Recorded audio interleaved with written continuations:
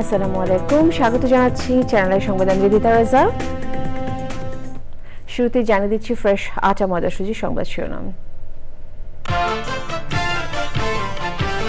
1 মাসের মধ্যে গুম প্রতিরোধ বিষয়ক নতুন আইন ও পরে স্থায়ী কমিশন হচ্ছে বললেন আইন উপদেষ্টা।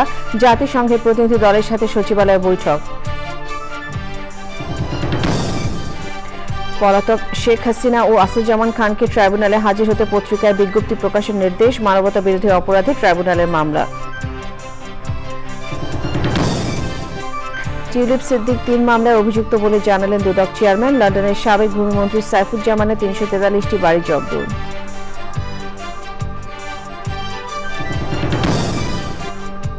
এবং তারিখ হলেই জাতি নির্বাচনের টানেলে প্রবেশ করবে মনে করে বিএনপি। বিচার সংস্কারে অনেক সময় আছে, লন্ডন থেকে ফিরে বললেন আমির খসরু।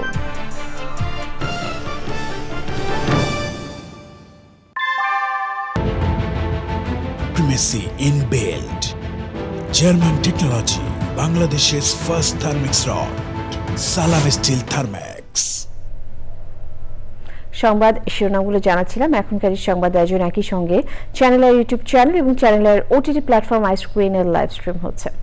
আইন উপদেষ্টা ডক্টর আসিফ নজরুল জানিয়েছেন, আগামী 1 মাসের মধ্যে গুম প্রতিরোধ বিষয়ক আইন হচ্ছে। সচিবালয়ে জাতিসংঘের গুম সংক্রান্ত কমিটির সাথে বৈঠক শেষে তিনি আরও জানান, আইনের আওতায় স্থায়ী গুম কমিশন গঠন করা হবে। অন্তর্বর্তী সরকার সব ধরনের গুমের তদন্ত এবং বিচার করতে বদ্ধপরিকর বলেও মন্তব্য করেন তিনি। রফিকুল বাসার রিপোর্ট। জাতিসংঘের গুম বিষয়ক ওয়ার্কিং গ্রুপ WGEID প্রথমবারের মতো 4 দিনের সফরে ঢাকায় এসেছেন। প্রথম দিন আইন উপদেষ্টার সঙ্গে বৈঠক করেছেন জাতিসংঘ প্রতিনিধিরা। সে সময় গুম ও গুম বিষয়ক আইন নিয়ে তারা আলোচনা করেন। গুম কমিশনের মেয়াদ বাড়ানো ও অনুসন্ধানের ক্ষমতা দেওয়া সহ বিভিন্ন সুপারিশ করেছে জাতিসংঘের প্রতিনিধি দল।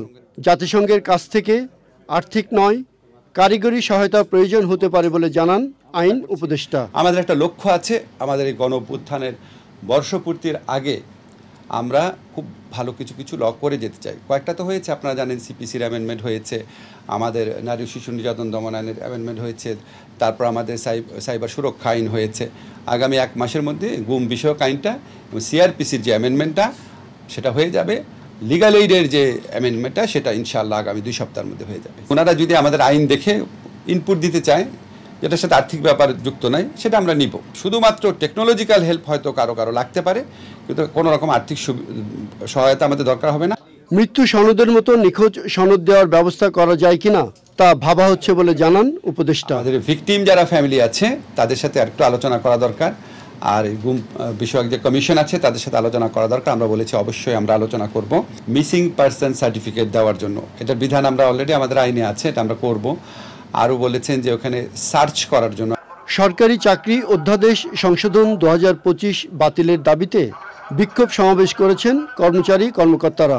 অধ্যাদেশটি পুনর্মূল্যায়ন করার সুযোগ রয়েছে বলে জানিয়েছেন আইন উপদেষ্টা।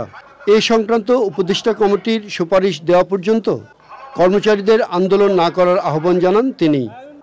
রফিকুল বাসার, channel I, Dhaka. July August গণ অভ্যুত্থানের সংঘটিত মানবতা বিরোধী অপরাধের মামলায় পলাতক শেখ হাসিনা ও আসাদুজ্জামান খান কামালকে হাজির হতে পত্রিকায় বিজ্ঞপ্তি প্রকাশের নির্দেশ দিয়েছেন আন্তর্জাতিক অপরাধ ট্রাইব্যুনাল। এই নিয়ে পুলিশ প্রতিবেদনে বলা হয়েছে, আসামিদের বাসায় একাধিকবার অভিযান চালিয়েও তাদের গ্রেফতার করা যায়নি। তারা পালিয়ে ভারতে চলে গেছেন। 1 সপ্তাহের মধ্যে হাজির না হলে আসামিদের বিরুদ্ধে পরবর্তী আইন প্রক্রিয়া চলবে বলে জানিয়েছেন চিফ প্রসিকিউটর। মাজুল হক মান্নার রিপোর্ট। জুলাই আগস্ট গণ অভ্যুত্থানের সময় মানবতা বিরোধী অপরাধের অভিযোগে করা মামলায় সাবেক আইজিপি চৌধুরী আব্দুল্লাহ আল মামুনকে হাজির করা হয় আন্তর্জাতিক অপরাধ ট্রাইব্যুনালে। মামলার অন্য 2 আসামি ক্ষমতাচ্যুত প্রধানমন্ত্রী শেখ হাসিনা ও সাবেক স্বরাষ্ট্রমন্ত্রী আসাদুজ্জামান খান কামাল পলাতক রয়েছেন। এর আগে তাদের বিরুদ্ধে দাখিল করা আনুষ্ঠানিক অভিযোগ আমলে নেন ট্রাইব্যুনাল। শুনানির শুরুতে পলাতক আসামিদের বিষয়ে পুলিশের পাঠানো প্রতিবেদন পড়ে শোনান চিফ প্রসিকিউটর। আজকে ছিল তাদের বিরুদ্ধে যে গ্রেপ্তারি পরোয়ানা জারি হয়েছিল, সেই গ্রেপ্তারি পরোয়ানা তামিল হয়েছে কিনা সেটা রিপোর্ট দেওয়ার জন্য পুলিশ রিপোর্ট দিয়েছেন যে আসামি শেখ হাসিনা এবং আসামি আসাদুজ্জামান খান কামালের বাসায় বিভিন্ন সময় অভিযান পরিচালনা করে তাদেরকে সেখানে পাওয়া যায়নি। তারা রিপোর্ট দিয়েছেন আরও যে বিভিন্ন সামাজিক যোগাযোগ মাধ্যম এবং পত্রপত্রিকার রিপোর্ট থেকে তারা জানতে পেরেছেন যে এই আসামিদ্বয় গ্রেপ্তার এড়ানোর জন্য বর্তমানে ভারতে পলাতক অবস্থায় রয়েছেন। তাদেরকে পরবর্তীতে গ্রেপ্তার করা সম্ভব হলে আদালতে সোপর্দ করবে। শুনানি শেষে আদেশ দেন আদালত। এই আসামি শেখ হাসিনা এবং আসাদুজ্জামান খান কামালকে আগামী 1 সপ্তাহের মধ্যে হাজির হওয়ার জন্য নির্দেশনা দিয়ে আদালতের এই আদেশটি দুটো বাংলাদেশের বহুল প্রচারিত পত্রিকায় বিজ্ঞপ্তি দেওয়ার জন্য আদেশ দিয়েছেন। আগামী 24শে জুন তারিখে পরবর্তী তারিখ নির্ধারিত হয়েছে। যদি এই পত্রিকায় বিজ্ঞপ্তি প্রকাশের পরেও আসামিরা আদালতে উপস্থিত না হন, তাহলে আদালত তাদের অনুপস্থিতিতে বিচারের রাস্তায় অগ্রসর হবেন। পরবর্তী আদেশের দিন 24শে জুন ঠিক করেছেন আদালত। আওয়ামী লীগ সরকারের পতনের পর পুনর্গঠিত ট্রাইব্যুনালে মানবতা বিরোধী অপরাধের অভিযোগে প্রথম মামলাটি হয় শেখ হাসিনার বিরুদ্ধে। Mazharul Manna, Channel I, Dhaka. Dudak chairman জানিয়েছেন শেখ হাসিনার ভাগ্নি টিউলিপ সিদ্দিক দুর্নীতির 3টি মামলায় অভিযুক্ত। আরও একটি মামলা তদন্ত চলছে জানিয়ে তিনি বলেন, টিউলিপকে আইনের আওতায় আনতে একে একে সমন, গ্রেফতারি পরোয়ানা এবং পত্রিকায় বিজ্ঞপ্তি দেওয়া হবে। সাবেক ভূমিমন্ত্রী সাইফুজ্জামান চৌধুরী জাভেদের পাচার করা 1025 কোটি টাকা মূল্যের 343টি বাড়ি যুক্তরাজ্যে জব্দ করা হয়েছে বলেও জানান দুদক চেয়ারম্যান। পরগাজিমের রিপোর্ট।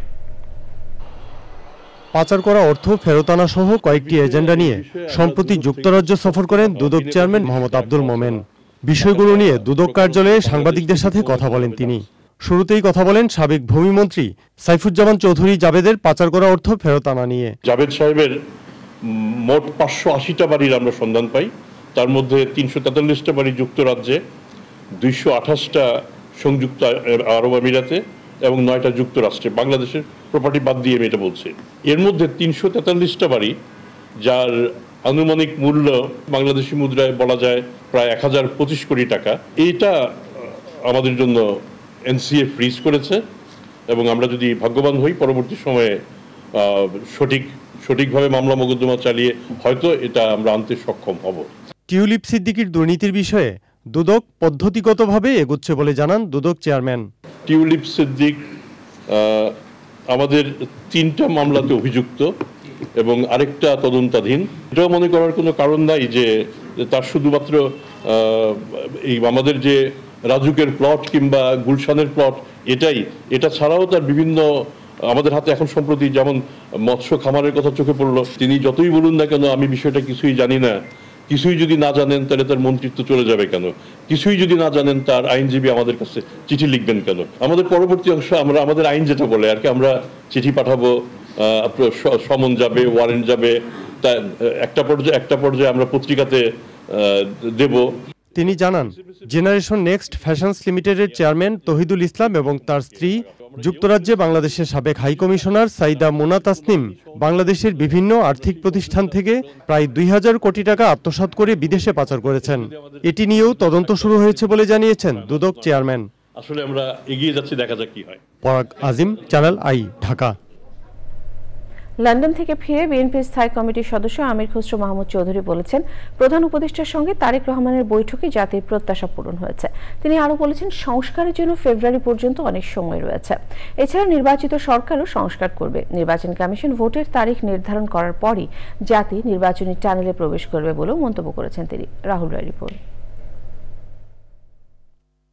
লন্ডনে শুক্রবার প্রধান উপদেষ্টা অধ্যাপক ডক্টর মোহাম্মদ ইউনূস ও বিএনপির ভারপ্রাপ্ত চেয়ারম্যান তারেক রহমানের বৈঠকে ফেব্রুয়ারির মাঝামাঝিতে নির্বাচন বিষয়ে আলোচনা হওয়ার পর থেকে এ নিয়ে চলছে নানা পর্যালোচনা। ওই বৈঠকের প্রথম অংশে ছিলেন বিএনপির স্থায়ী কমিটির সদস্য আমির খসরু মাহমুদ চৌধুরী। সকালে লন্ডন থেকে ফিরে হযরত শাহজালাল আন্তর্জাতিক বিমানবন্দরে সাংবাদিকদের বৈঠক নিয়ে তার পর্যবেক্ষণ জানান। রমজানের মাস, এটা আমাদের একটা সংযমের মাস এবং ধর্মীয় অনুভূতির মাস। তার আগে যে জনগণের নির্বাচনে যে প্রত্যাশা ছিল সেটা পূরণ হয়েছে আমি মনে করি। সংস্কারের বিষয়টা ঐক্যমতের বিষয়, সুতরাং ঐক্যমত হতে এটা যে 1-1.5 মাসের বেশি সময় লাগার কোনো কারণ নেই। আর বিচার তো চলমান প্রক্রিয়া আছে, এটা তো বিচার বিভাগ বিচার করবে, বিচারের আওতায় আনার বিষয় আছে। বিচারের আওতায় যারা আসবে এর মধ্যে এখনো তো আরো দীর্ঘ 6-7 মাস সময় আছে সম্ভব। আমরা তো ডিসেম্বরের মধ্যেই এইসব সমাধান করে নির্বাচনের কথা বলেছি, সুতরাং ফেব্রুয়ারি আরো দীর্ঘতম সময়। শিগগিরই নির্বাচনী আমেজ তৈরি হয়ে যাবে বলেও আশা প্রকাশ করেন তিনি। বাংলাদেশের মানুষ গত 20 বছর ধরে ভোটাধিকার প্রয়োগ করতে পারেনি। নতুন প্রজন্ম ভোট প্রয়োগ করতে পারেনি। তো তারা তো সবাই দ্রুততম সময়ে নির্বাচনের মাধ্যমে গণতন্ত্র উত্তরণ চায়। যখনই নির্বাচন কমিশন নির্বাচনের দিনক্ষণ ঘোষণা করবে, স্বাভাবিকভাবে জাতি নির্বাচনের সে টানেলে প্রবেশ করবে। লন্ডন বৈঠক নিয়ে দু একটি রাজনৈতিক দলের প্রতিক্রিয়া নিয়ে আমির খসরু মাহমুদ চৌধুরী বলেছেন, ঐকমত্যের ভিত্তিতে গণতান্ত্রিক প্রক্রিয়ায় ফিরে যাওয়ার সব ধরনের সুযোগই রয়েছে। রাহুল রায়, চ্যানেল আই, ঢাকা। সময় হলো বিরতি নেবার। বিরতির পর আরো সংবাদের সাথে জানিয়ে ফিরবো।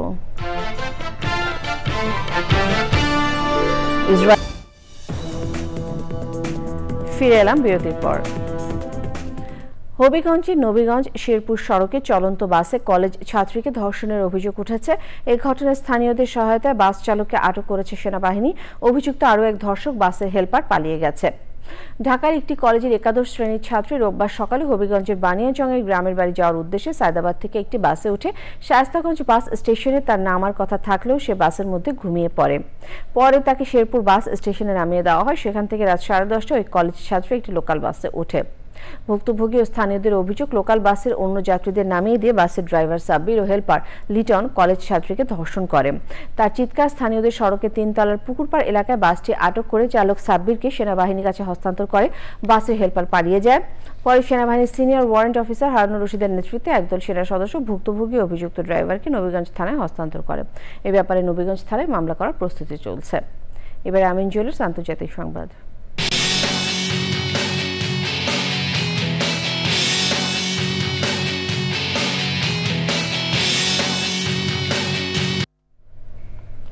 ইরান ইসরায়েল পাল্টাপাল্টি হামলা চলছে। ইরান ইসরায়েলের হামলা ইসলামিক রেভলিউশনারি গার্ডের গোয়েন্দা প্রধান সহ উচ্চপদস্থ 3 সামরিক কর্মকর্তা নিহত হয়েছেন। মধ্য ইসরায়েলে ক্ষেপণাস্ত্র ঘাঁটিতে হামলা চালিয়েছে ইরান। তেল আবিব, জেরুজালেম ও হাইফা শহরে বেশ কয়েকটি ক্ষেপণাস্ত্র হামলা চালায় তেহরান। ওই হামলায় আরও 3 জন নিহত হয়েছেন। আহতের সংখ্যা 70 জানিয়েছে। আরও হামলার আশঙ্কায় শহর 3টিতে রেড অ্যালার্ট জারি করেছে ইসরায়েল। বিভিন্ন দেশে ইসরায়েলি দূতাবাস ও কনসুলেট অনির্দিষ্টকালের জন্য বন্ধ করে দিয়েছে তেল আবিব। কৃষি সংবাদ।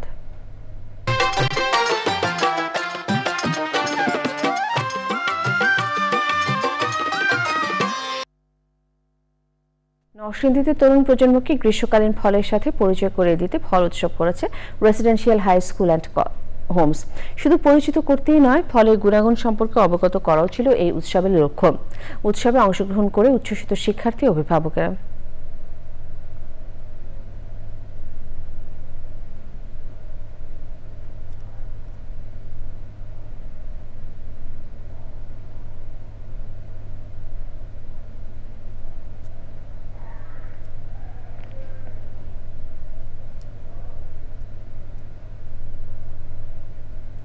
প্রকৃতি সংবাদ।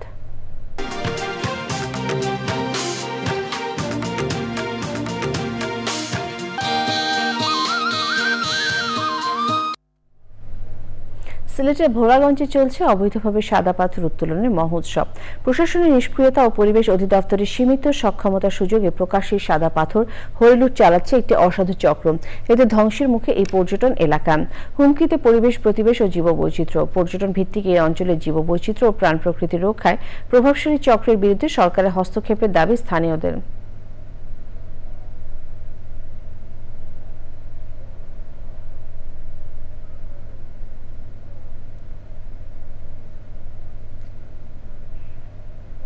এক্সিম ব্যাংক বাণিজ্য সংবাদ।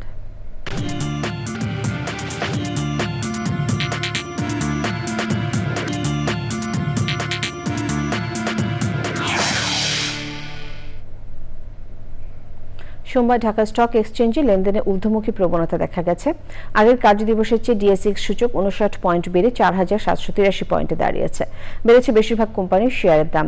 হাত বদল হয়েছে 397টি কোম্পানি, 417 কোটি 37 লাখ টাকা শেয়ার ও মিউচুয়াল ফান্ড, যা আগের কার্যদিবসের চেয়ে 154 কোটি 35 লাখ টাকা বেশি। এর মধ্যে দাম বেড়েছে 315টির, কমেছে 36টির এবং অপরিবর্তিত রয়েছে 46টি কোম্পানির শেয়ারের দাম। আবার বিরতি নিচ্ছি, ফিরে এসে যা দেখবেন। গলে বাংলাদেশ শ্রীলঙ্কা 2 ম্যাচ সিরিজের প্রথম টেস্ট মঙ্গলবার, জয় দিয়ে টাইগারদের আইসিসি টেস্ট চ্যাম্পিয়নশিপ শুরুর লক্ষ্য।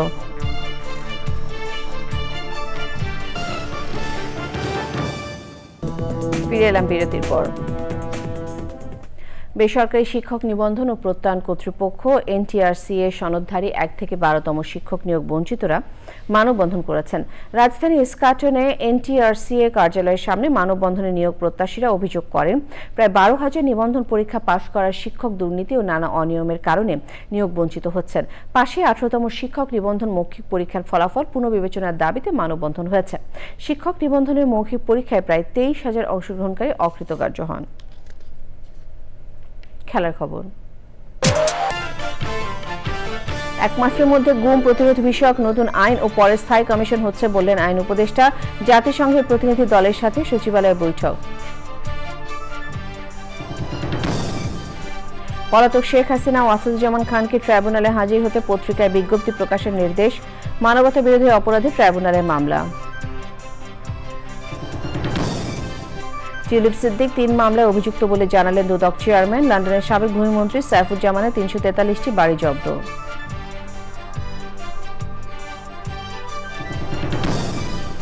এবং তারিখ হলেই জাতীয় নির্বাচন চ্যানেলে প্রবেশ করবে মনে করে বিএনপি। বিচার সংস্কারে অনেক সময় আছে, লন্ডন থেকে ফিরে বলেন আমির খসরু।